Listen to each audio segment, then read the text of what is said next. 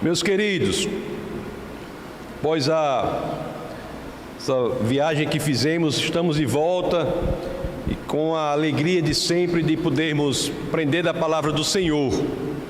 E vamos dar continuidade à nossa série sobre o Evangelho de São João. O Evangelho de João, conforme vocês sabem, uma das biografias de Jesus de Nazaré, uma das 4 que nós temos inaugurando o Novo Testamento, Mateus, Marcos, Lucas e João.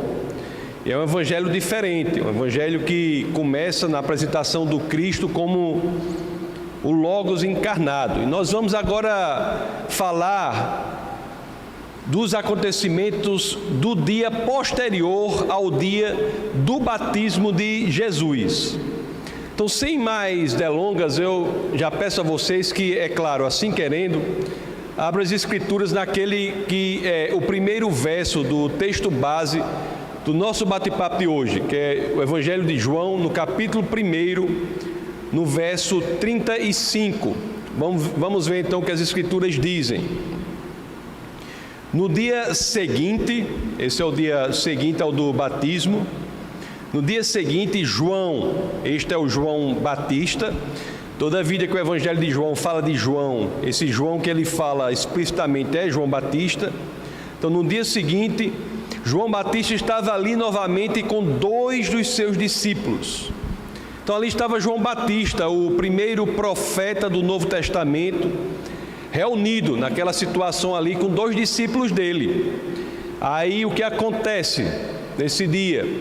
Jesus passa, não é? E João Batista, mais uma vez, faz aquilo para o que ele veio para a terra, ele nasceu. João Batista dá testemunho de Cristo. É o que temos no verso 36 do capítulo 1 do Evangelho de São João. Quando as Escrituras dizem, quando viu Jesus passando, disse. Então João Batista está ali, reunido com 2 dos seus discípulos, que nós iremos ver mais à frente que um é André e o outro não é explicitamente citado. André é irmão de Pedro e o outro não é explicitamente citado, mas pelo que lemos é o João Evangelista, que escreve o Evangelho. Mas o que temos que visualizar é que ele está ali com 2 dos seus próprios discípulos, João Batista, e mais uma vez, naquele dia, ele vê Jesus de Nazaré passando e o que diz? Vejam, é o Cordeiro de Deus. É interessante que no dia anterior, João Batista, quando ele reconhece em Jesus ser o Messias, o Cristo, ele diz a mesma coisa. Nós vemos isso. Já nós lemos isso no domingo retrasado, no passado eu estava fora, no retrasado, mas eu vou pedir licença a vocês para que possamos reler os versos 28 a 29 do capítulo 1 de João, para que nós vejamos qual foi a indicação, ou como João Batista indica o Cristo, o Jesus de Nazaré, quando ele vê ali, esse que vamos ver agora no verso 28 e 29, João 1, 28 e 29, é o dia anterior a este que estamos estudando hoje. Então, João 1, 28, as Escrituras dizem assim, tudo isso aconteceu em Betânia, do outro lado do Jordão, onde João estava batizando. Aí o 29, no dia seguinte, João viu Jesus aproximando-se e disse, então João já havia dito no dia anterior, vejam, é o Cordeiro de Deus que tira o pecado do mundo. Na ocasião não só falou sobre a pessoa de Jesus, é o Cordeiro de Deus, e também falou sobre a atividade dele, né? O que é que ele faz? Esse rapaz aí quem é? É o Cordeiro de Deus. Qual é a atividade dele? Ele tira o pecado do mundo. E o que chama a atenção aqui, quando nós olhamos essas 2 oportunidades, 2 dias consecutivos, né? Em um dia que é sobre o qual discorre o verso 29, que acabamos de ler, quando João Batista vê Jesus e diz, eis o Cordeiro de Deus. O que chama a atenção é que nas Escrituras, nós não vemos nenhum registro palpável de algum resultado dele ter apontado em Cristo ser o Cordeiro de Deus. Nós não vemos que ninguém se converteu, não lemos que ninguém seguiu ele por conta disso. Então esse dia anterior do verso 29 foi muito importante, porque é a identificação de que Jesus é o Cordeiro de Deus, é aquele para quem todos os holocaustos apontam, é o Deus encarnado. Mas as Escrituras não registram nada mudando na superficialidade da aparência, não registram. Será que ninguém ouviu? Por que ninguém reagiu? Será que ninguém creu? Ali estava o próprio Messias, identificado pelo profeta João Batista, o Cristo, o Cordeiro de Deus, e nada, segundo as Escrituras, não lemos nada na superficialidade da aparência indicava que havia ocorrido, nada. E agora, quando vemos agora no verso de hoje, o texto base de hoje, que é o dia subsequente a este primeiro, sobre o qual versa o verso 29, no verso de hoje nós vemos que João Batista ele persevera no testemunho de Cristo.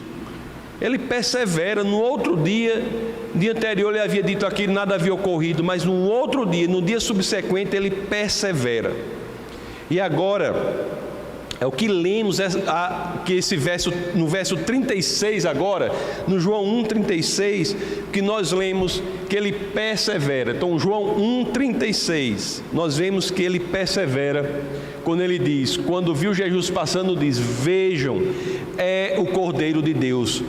E agora, meus queridos, o resultado seria diferente.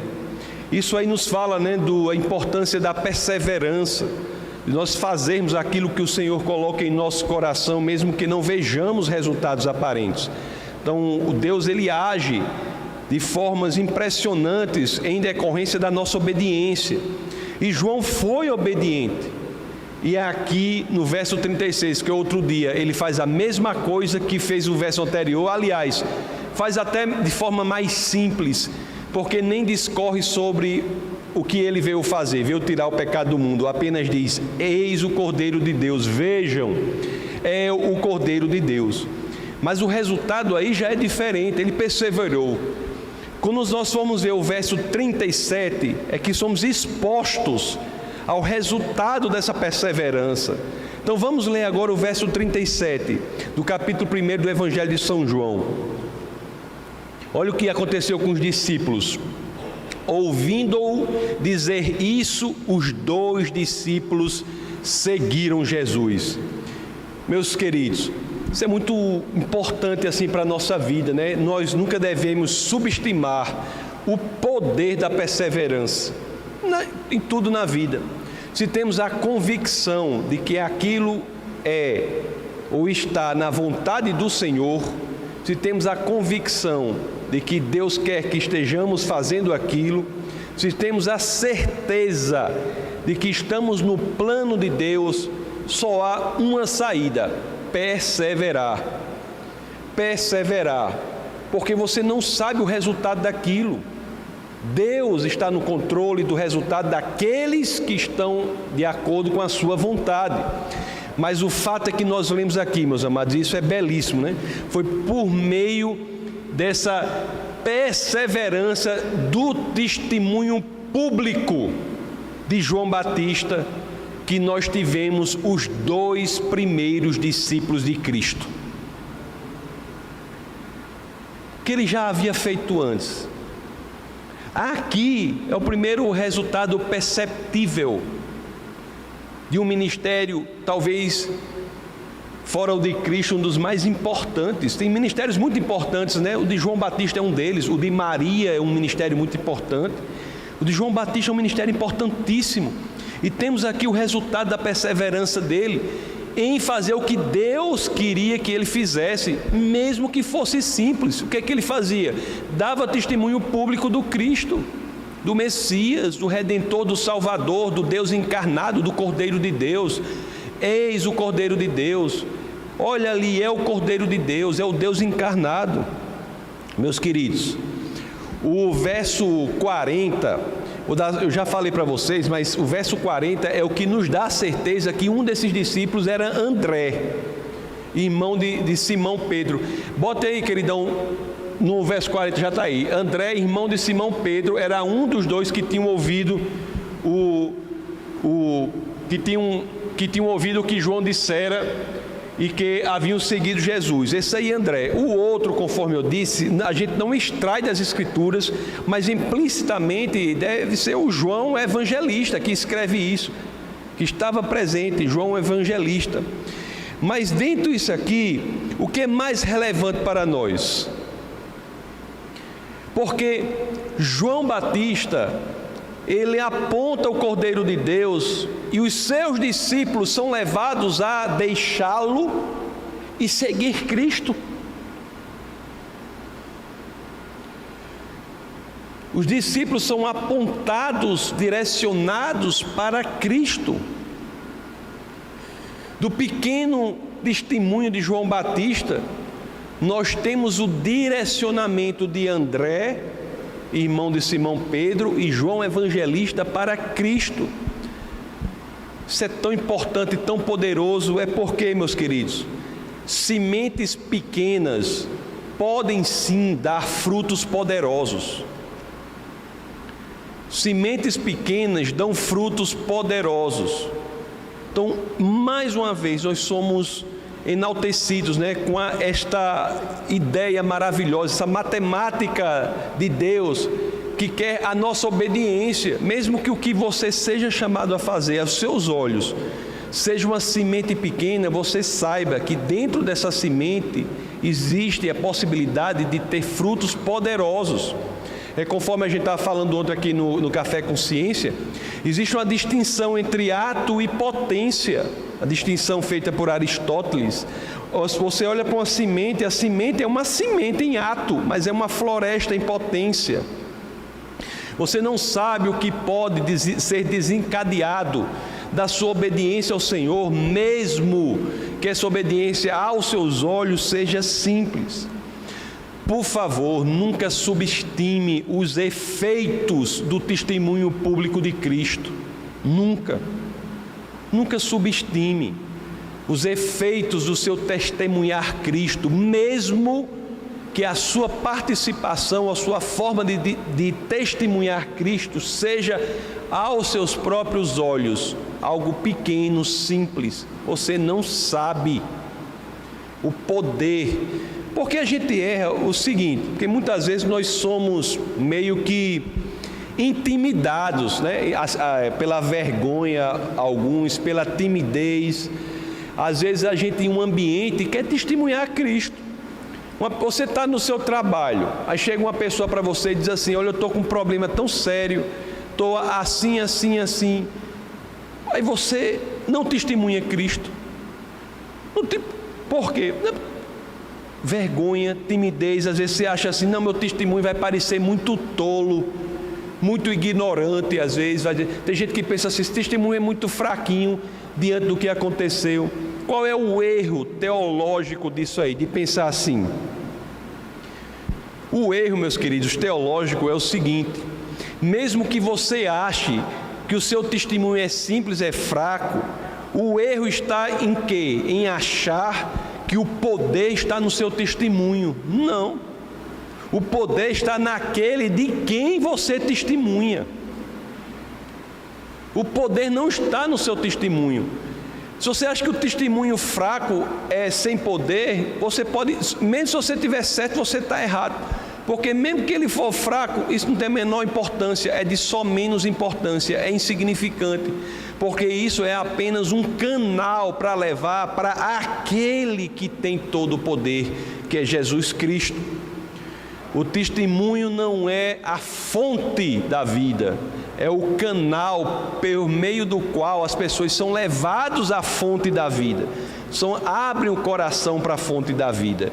O testemunho é uma possibilidade da pessoa ter o coração aberto para que seja inundado pela fonte da vida, que é Cristo. Então não há a rigor, testemunho poderoso, testemunho fraco. Há testemunho sincero, testemunho hipócrita, há outras denominações horríveis para nós qualificarmos, adjetivarmos os testemunhos. Mas ser forte ou ser fraco não é uma delas, porque quem é forte ou fraco não é o testemunho. Quem é forte e poderoso é aquele de quem você testemunha. Se você testemunhar de Cristo, você está testemunhando daquele que é o Criador de todo o poder. Agora, se for testemunhar de outra coisa, aí vou testemunhar de você mesmo. Aí muita gente testemunha de si próprio. Muita gente, às vezes, testemunha do ministério. Muita gente diz assim: só há entendimento no ministério tal, como se o poder, a revelação, a vida não proviessem do Senhor. É do Senhor que temos que testemunhar, meus queridos. Isso aí dá uma liberdade impressionante. Nos liberta, às vezes, de querermos ser outra pessoa, outra coisa, sermos diferentes do que somos. Deus quer usar você da forma que você é. Da forma que você é. Cada um aqui é capaz de fazer coisas que eu não consigo. Vocês conseguem chegar a lugares que eu não consigo. Eu chego a lugares que vocês não conseguem. Cada um é diferente. Todos somos soldados nesse exército de Cristo. Para quê? Para testemunhar dele. Testemunhar dele. Isso nos liberta. Nos liberta, porque nós sabemos assim, que temos que ser sinceros diante do Senhor. E o poder não é nosso, o poder é dele. Olhe, esqueça essa vontade que alguns têm assim de saber o tamanho do seu ministério, o tamanho do que você faz, a importância do que você faz. Esqueça. Só na eternidade é que nós teremos dimensão do que nós fizemos, ou em termos de obediência para o reino de Deus. Só na eternidade, aqui na terra, nós temos que cumprir o que o Senhor coloca em nosso coração e deixar que Ele faça o resto. Isso é libertador. Isso é libertador. Isso é uma coisa que, quando você entende, é libertadora. É que o sucesso, meus amados, na lógica de Deus, não é sinônimo, não encontra sinonímia no que vemos como resultado.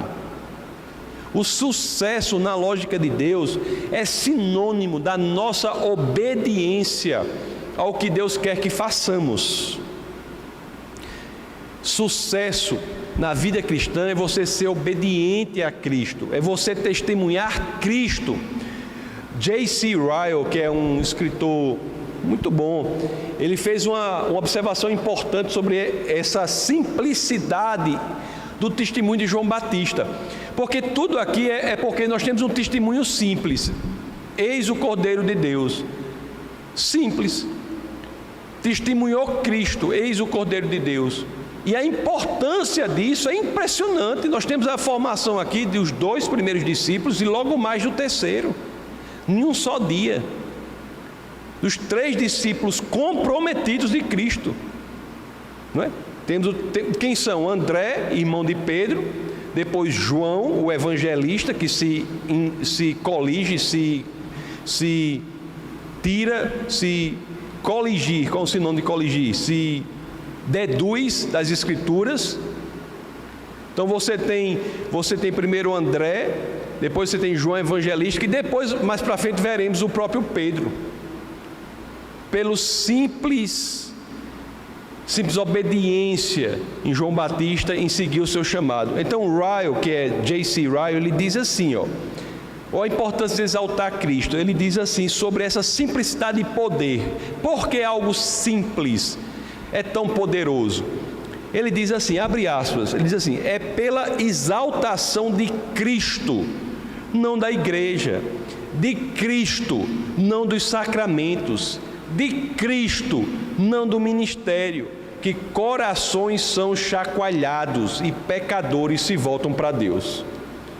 Aleluia, irmãos. É uma coisa tão simples, mas às vezes tão negligenciada.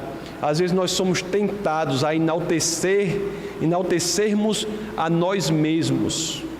Às vezes somos tentados a enaltecermos o ministério. Somos tentados a enaltecermos outra coisa que não aquele que é por meio de quem as pessoas são verdadeiramente salvas. Só Cristo salva. Isso é tão importante, né? Menos de nós, mais de Cristo. Menos do rito, mais de Cristo. Menos da superficialidade, mais da profundeza do Senhor. Temos que nos entregar verdadeiramente a isso.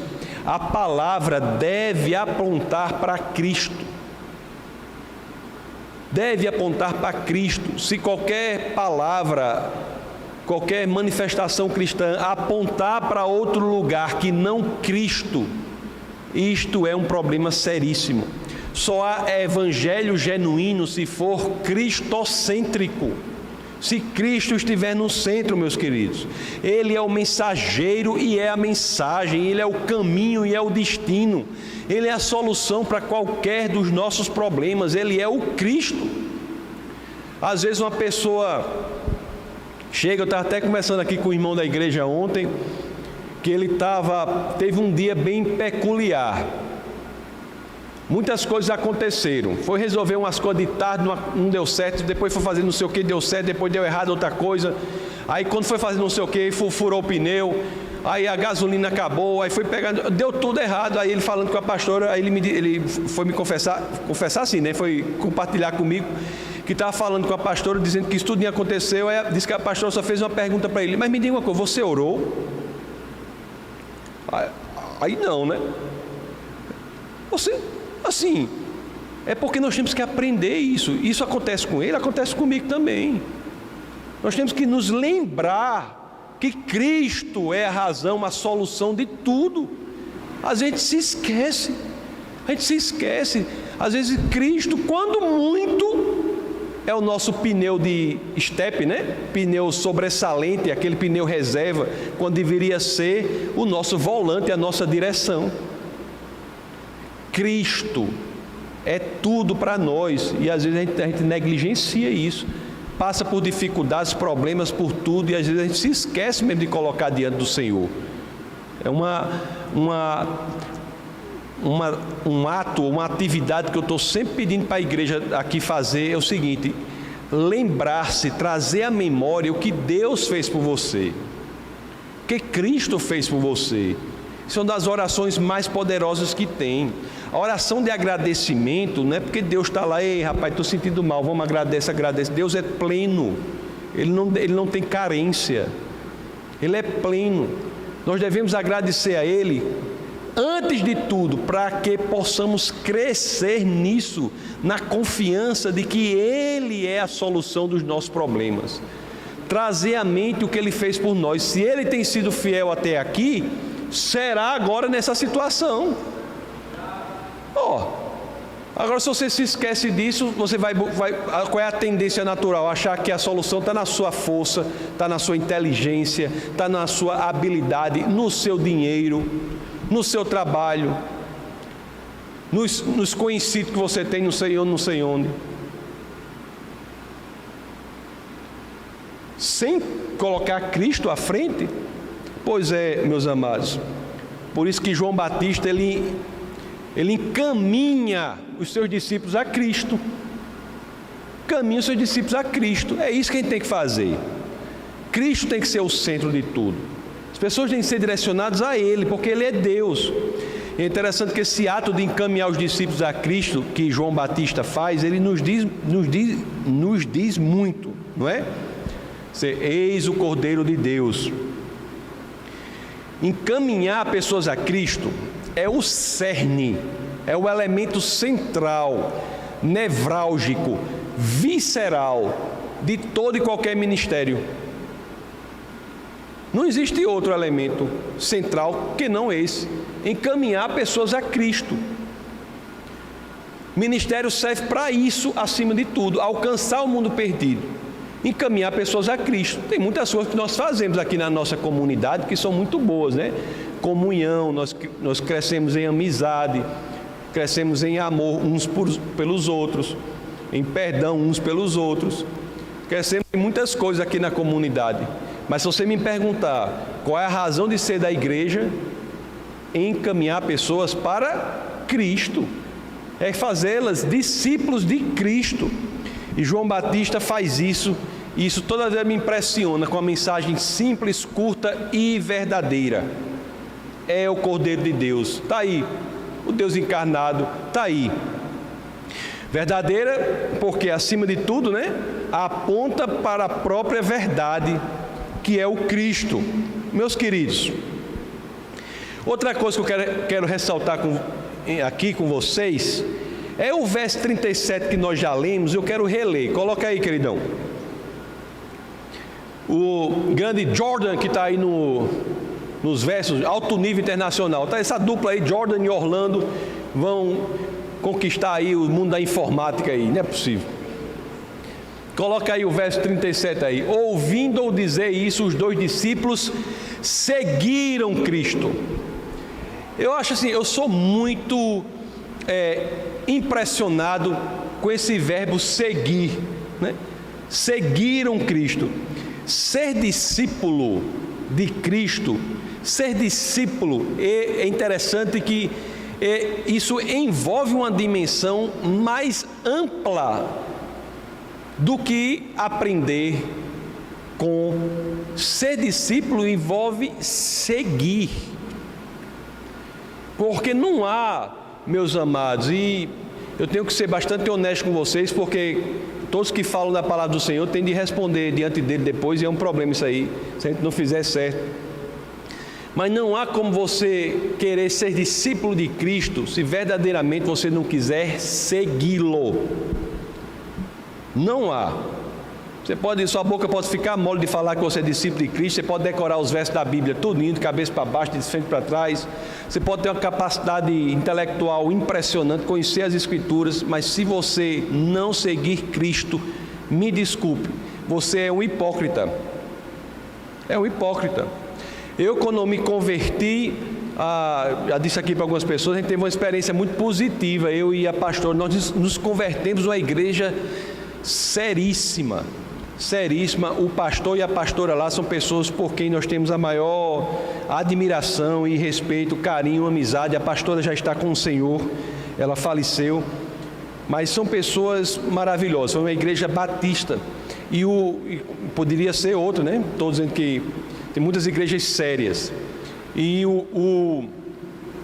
a pastora chegou para mim, para a pastora, e disse um negócio que eu achei assim, já disse aqui algumas vezes, eu achei um negócio assim tão... Eu fiquei calado assim na hora para não ser, Mas ela chegou para mim e disse assim: Tassos, você conhece um cristão pela forma como ele vive. É coisa simples. Mas, rapaz, cada dia que passa, isso tem crescido dentro de mim, essa concepção de que aquilo foi uma das frases mais poderosas que eu já fui ensinado. Eu fico assim, meu Deus, por que eu não prestei mais atenção naquilo ali, assim, porque aquilo é uma revelação impressionante, pela forma como ele vive. Não é o que ele fala, não é se ele prega bem, não é nada disso. Não é como ele vive. Ele vive. Então, seguir a Cristo envolve, ser discípulo de Cristo envolve seguir a Cristo e envolve saber quais são os motivos por que seguimos a Cristo, como vivenciamos o discipulado de Cristo, o que está por trás do discipulado de Cristo, o que nos move a sermos discípulos de Cristo. O verso 38, ele traz um desses tipos de pergunta de Jesus, porque Jesus, quando faz pergunta, é como um espelho diante de você que revela a sua alma. Já notaram isso nas Escrituras? Eu ainda vou escrever um livro chamado assim, As Perguntas de Jesus. Vou começar assim, misericórdia, irmão, Primeira frase assim, misericórdia, irmão. As perguntas de Jesus nas Escrituras são como espelhos reveladores da nossa alma. Porque vamos ver aqui o verso 38, para você ver o que é que ele faz em relação aos discípulos que os seguem. Bota aí o 37, por favor, Jordan. Ouvindo dizer isso, os dois discípulos seguiram Jesus. Nós já lemos isso. Aí vamos agora ao 38 para ver a pergunta de Jesus. Voltando-se e vendo Jesus que os dois os seguiam, nós já vemos aí que Jesus tem interesse naqueles que o seguem. Voltando-se e vendo Jesus que os dois o seguiam, perguntou-lhes: o que vocês querem? Tem gente seguindo Jesus? Não tem gente seguindo Jesus? Pois se você está seguindo Jesus, imagine Jesus perguntando para você agora: ei, o que você quer?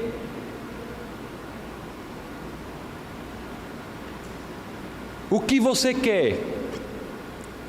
Pergunta de Jesus, olhe, é torando. O que você quer? Você é seguidor de Cristo? É uma pergunta. Mas a outra é o que você quer, o que você busca, o que você almeja a seguir Cristo, o que o motiva a ser discípulo de Cristo. O que o motiva? Você quer o quê? Você quer um aliado para que os seus próprios projetos sejam realizados? É isso que o motiva? Ou você quer se aliar a Cristo para que o plano dele seja executado? O que o motiva? Você quer que Jesus entre no seu carro e fique no banco do passageiro? É uma força a mais? Ou você quer entrar no banco de passageiro de Cristo? Você deixar que Cristo assuma a direção da sua vida? O que nos motiva? O que nos motiva? Não é impressionante, né? É um raio-x da alma. É um exame que nos deixa desnudos diante do Senhor. A nossa alma desnuda diante do Senhor. O que nos motiva? A resposta dos discípulos, eu acho uma resposta incrível. Incrível. Porque revela um coração simples, porém verdadeiro. Porque imagine Jesus perguntando aí: o que vocês querem? Aí ele faz, né, Rabai, ou Rabi, né, que quer dizer mestre, Rabai. Aí encontrou o cara, seguiu o cara, Jesus voltou, né, o que é que vocês querem? Aí, o que é a pergunta que ele faz logo? Que é a pergunta que ele faz, que eles fazem para Jesus: onde está hospedado? Meu amigo, demonstra o quê? Imagina uma situação dessa. Esse discípulo queria estar perto dele, não queria, não? É um coração que quer maior proximidade, maior intimidade com o Senhor. Homem, se eu me perder de você aqui, me diga onde você está hospedado, que eu quero ir para lá. André e João Evangelista, eles queriam saber onde poderiam encontrar Jesus. Eles estavam comprometidos com a causa de Jesus. Meus queridos, isso nos ensina muito também, porque nós temos que ter muito cuidado na nossa caminhada cristã com esse esfriamento, uma burocratização da vida cristã. Às vezes nós somos cristãos há algum tempo e não sabemos porquê. Isso não pode acontecer. Eu já tenho dito algumas vezes aqui, e é isso que se expressa verdadeiramente o pentecostalismo. Nossa igreja é uma igreja pentecostal. Isso é que se expressa a ideia de que nosso coração deve arder de paixão por Cristo. Nós temos de ser consumidos de paixão pelo Senhor. Nós temos que querer saber mais dEle. Temos que amar as Escrituras. Nós temos que saber como Ele é. Eu quero saber mais dEle, eu quero saber mais dEle, eu quero saber como Ele reage. Nosso coração deve estar em chamas pelo Senhor. Temos que ter cuidado, entendeu? Para não ficarmos como crentes burocráticos. Não podemos perder essa chama, esse elemento flamejante por Cristo. Os discípulos queriam saber até onde eles se hospedavam, onde é que eles estão. O verso 39, que demonstra aqui a resposta a essa pergunta, eu estava falando com a Ari, está dizendo que eu falo assim, é um dos versos mais impressionantes, mas esse é um dos versos mais confortantes da Bíblia. é um dos versos mais confortantes da Bíblia. O que será que Cristo responde quando nós nos colocamos diante dele buscando maior proximidade? O que será que Cristo responde quando nós nos colocamos diante dele querendo maior intimidade? Queremos conhecer mais dele. Olha o que diz o verso 39, a resposta de Jesus de Nazaré. Respondeu ele: venham e verão. Meus amados, isso é muito forte. Venham e verão. A resposta de Cristo em o que Cristo diz ou responde em função do nosso interesse por ele é o quê? É um convite. Senhor, eu quero saber mais de ti, venha e veja. Senhor, eu quero maior intimidade contigo, venha. Senhor, eu quero mergulhar em suas águas. Senhor, eu quero ser consumido por teu fogo, eu quero viver Cristo, venha, é o que ele responde. A resposta dele é um convite. Venha e veja. Quer saber algo sobre Cristo? Vá e veja. Se lance. É interessante que tinha um escritor que era cristão, é um dos únicos existencialistas cristãos que tem, que era Kierkegaard, um filósofo existencialista cristão, dinamarquês.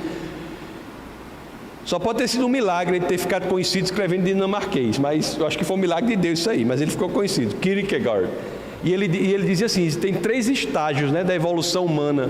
O primeiro é um estágio estético, você dá valor àquilo que lhe parece belo. Depois tem o outro estágio, que é o estágio moral, você dá valor àquilo que lhe parece bom. E depois tem o último, que é o religioso.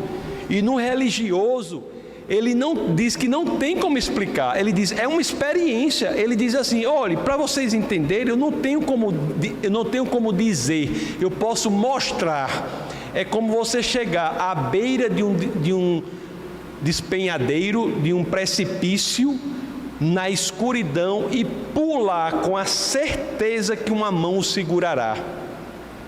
Experiência de Cristo é existencial. Venha e veja. Usufrua da presença do Senhor em sua vida.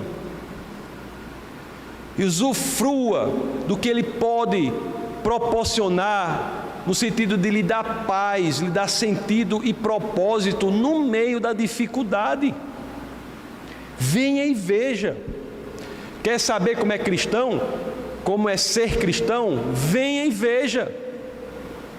Isso é importante, viu, pessoal? Porque meus queridos irmãos, Cristo, ele nos proporciona uma experiência real. Não é uma experiência unicamente intelectual. Não é uma experiência unicamente emocional. É uma experiência real, completa. Uma experiência de você vivenciar uma nova perspectiva de vida. Isso é eu acho uma das coisas mais impressionantes do cristianismo. Porque os outros livros, fora as escrituras, não fazem isso.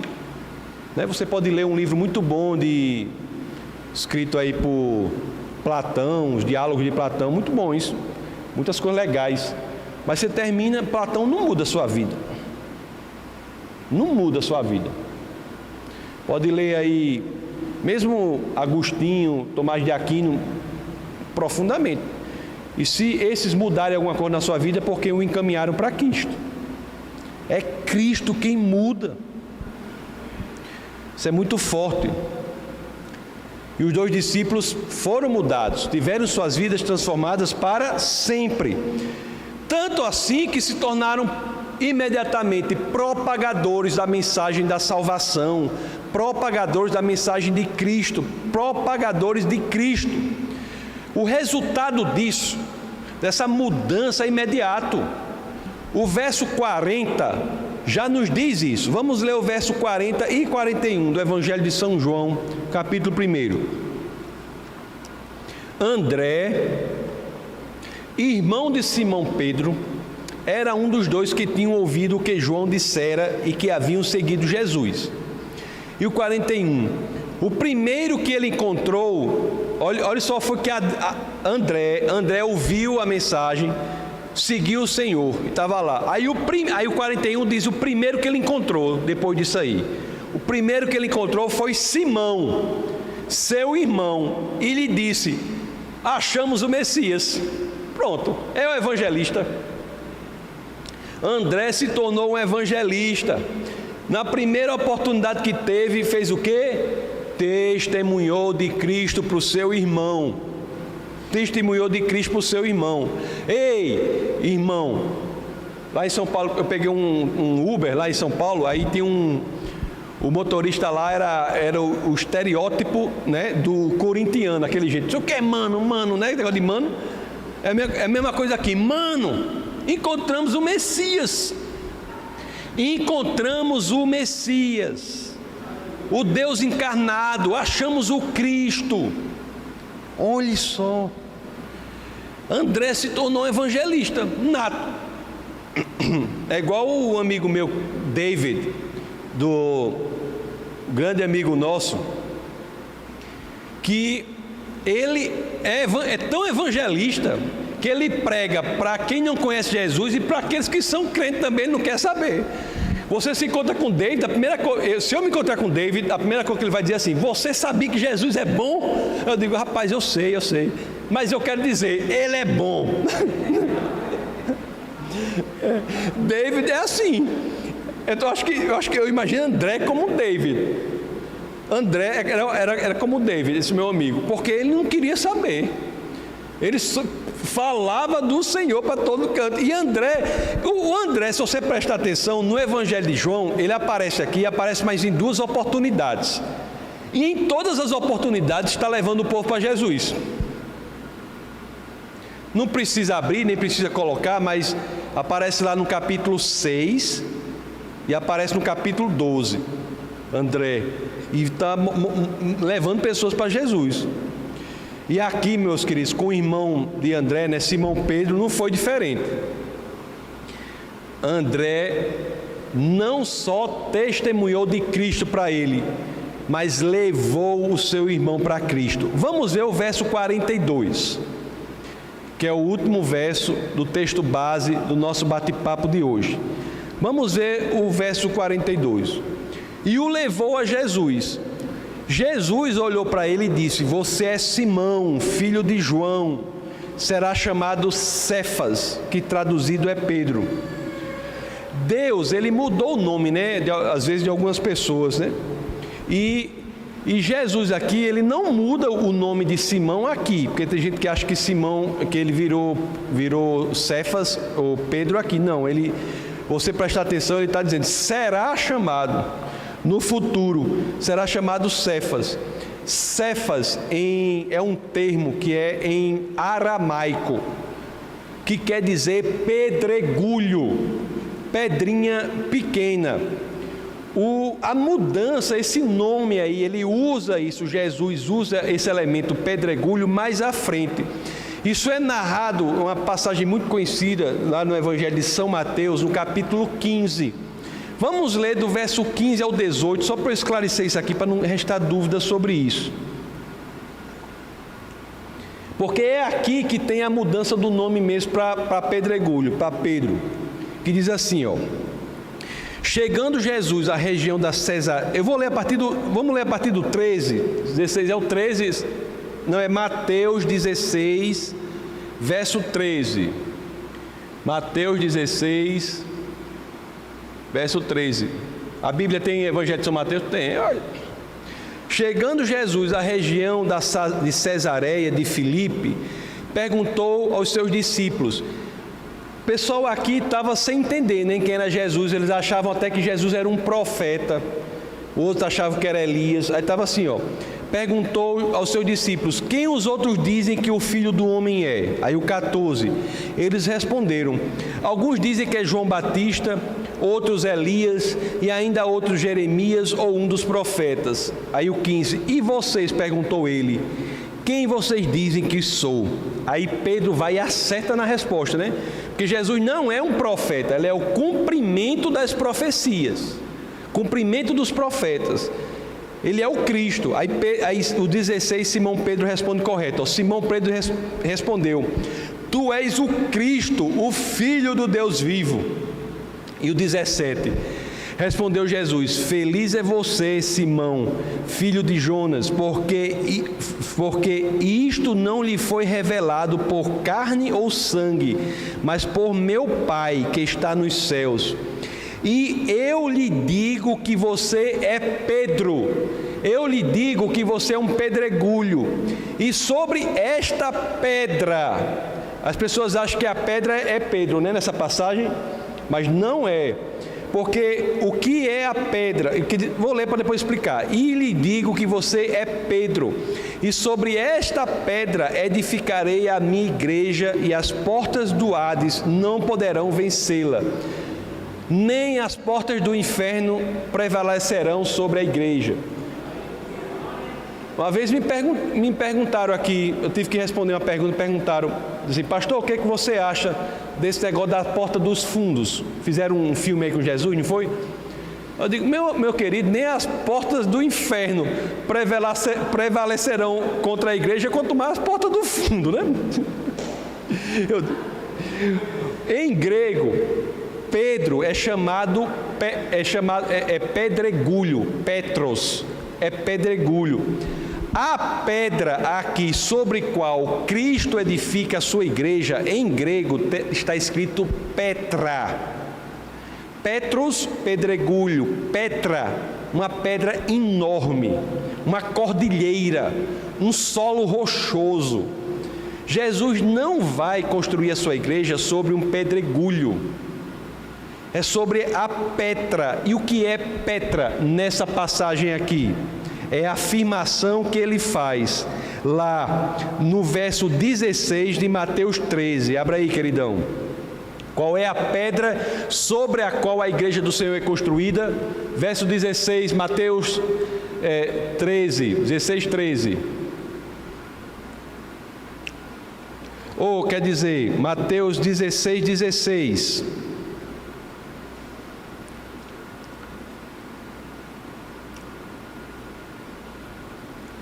Deu algum problema aí, Jordan? Travou ou não? Você não tem como botar só para trás, não?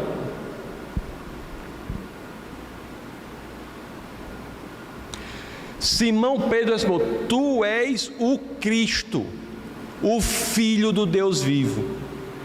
Então Jesus diz assim: sobre este pedregulho, sobre este solo de pedra, eu construirei a minha igreja.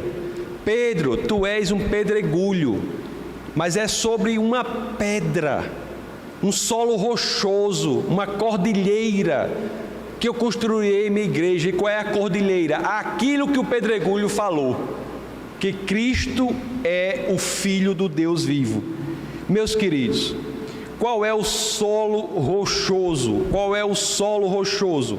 É a afirmação: tu és o Cristo, o Filho do Deus vivo. Esta inclusive, e aqui a coisa se fecha, né? Porque essa é a mensagem que tanto Simão Pedro ouviu de André, que foi: encontramos o Messias, encontramos o Filho do Deus vivo, encontramos o Deus encarnado, encontramos o Messias. Messias é uma forma que vem do hebraico de falar Cristos. Encontramos o Deus vivo.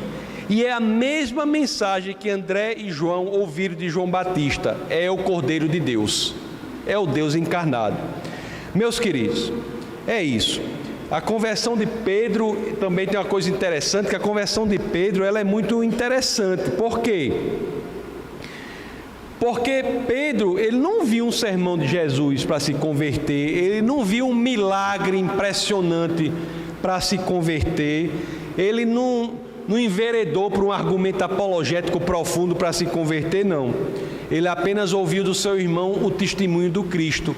Encontramos o Messias. Isso é importante porque, mais uma vez, nos traz a informação de que de pequenas sementes podemos ter frutos poderosos. Não subestime as pequenas sementes. Se seu irmão não fez do Senhor, de Jesus, né, o líder da vida dele, não entregou a vida para o Senhor Jesus, diga uma pequena semente, você fale assim: olha, eu encontrei o Messias. Ele vai ver na sua vida, você vai ministrar para ele. Nunca subestime o poder do seu testemunho, do testemunho de Cristo. Não subestime. Diga com tranquilidade. Agora, às vezes você não diz, né? Por que você conseguiu fazer isso? Se foi Cristo, diga: foi Cristo. Testemunho de Cristo. Como é que você consegue fazer aquilo? É Cristo, a minha vida. Às vezes essas pequenas coisas a gente não diz. A gente diz outra coisa. Não, sei lá, inventa qualquer coisa. Mas você não diz, não dá o testemunho do Cristo. Não subestime o poder do seu testemunho, por mais simples que seja. Você veja que Pedro, que foi tão comprometido que, embora tenha negado Jesus mais à frente, depois se arrepende, e ao morrer por Cristo, sendo crucificado, a tradição diz que ele disse: me crucifique de cabeça para baixo, que eu não sou digno de morrer como Jesus. Então Pedro é um homem comprometido e se tornou discípulo de Cristo como? Com simples testemunho encontramos o Messias. E você, às vezes, você tem que dizer só isso: olha, eu sou assim porque eu encontrei o Messias, eu encontrei o Deus encarnado. Por isso que é diferente, não sou eu, é Cristo. E às vezes a gente fica sem querer dizer, fica meio assim, né? Sem querer dizer. Testemunho, às vezes, que a gente pode dizer que é simples, sincero, verdadeiro, testemunho do coração da sua parte, pode ter certeza, é mais poderoso do que você pode imaginar. Testemunhe, meus queridos, testemunhe do poder transformador de Cristo na vida de vocês. Compartilhe isso com seus amigos, com seus familiares. Não é se tornar chato, não. É ser sincero se alguém lhe perguntar. Mas um primo, irmão seu, chegar e perguntar: mas fulano, como foi que você conseguiu isso? Eu digo: olha, eu segui a orientação de Cristo. Como foi que você conseguiu estudar para aquilo? Segui a orientação de Cristo. Agora, se você não seguir a orientação de Cristo, não vai dizer que seguiu, não, porque aí você vai estar mentindo, né? E o pai da mentira é o Satanás. Diga que for sincero. Se você buscar no Senhor e o Senhor lhe ajudar, testemunhe dele. Você vai testemunhar, não é por Cristo, não é para que ele receba algo, nem você, é por amor ao irmão, para que ele possa encontrar o caminho da salvação, o caminho da vida. Testemunhe de Cristo, compartilhe, convide para a igreja.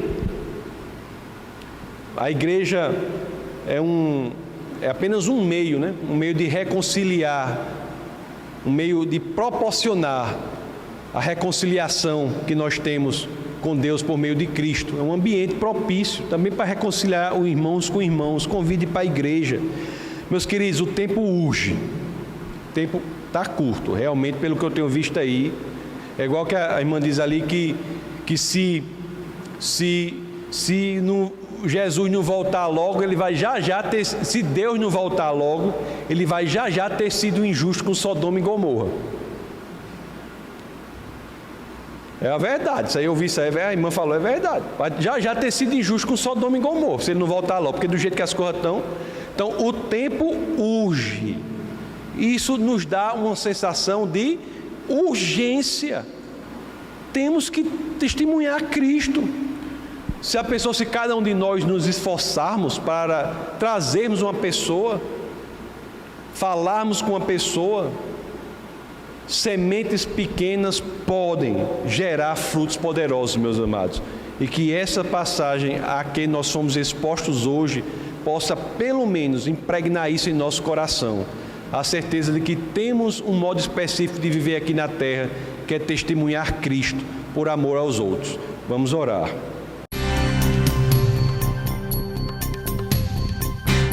Essa foi uma produção do Ministério Internacional Defesa da Fé, um ministério comprometido em amar as pessoas, abraçar a verdade e glorificar a Deus.